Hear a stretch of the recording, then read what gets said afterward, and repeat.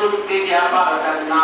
ইয়াতুলু আলাইহিম আয়াতি ওয়া ইউযাক্কিহিম ওয়া ইউআল্লিমুহুমুল কিতাবা ওয়াল হিকমা ওয়া ইন কানু মিন ক্বাবলু লাফি দালালিম মুবিন। আপনি কোরআন ছাড়া সমাজ পরিবর্তন করতে পারবেন না। কথা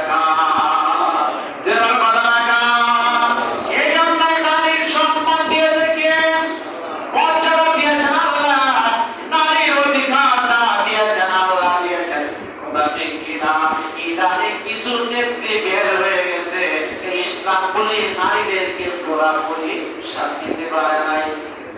ইসলাম নারীদেরকে পুরাপুরি যেন দেওয়ার কথা এটা দিতে পারে না। বলেন নাউযুবিল্লাহ, নাউযুবিল্লাহ। কারণ কোরআন আল্লাহ তাআলা নারীদেরকে যা দিয়েছে এর আগে এবং পরে আর কেউ দিতে পারবে না। কথা ঠিক কিনা? কারণ তাদের যা অধিকার দিয়েছেন কে? আল্লাহ তাআলা। তাদের সম্পদের মালিক কে বানিয়েছে? আল্লাহ তাআলা। তাদের টাকার মালিক বানিয়েছেন কে? আল্লাহ তাআলা।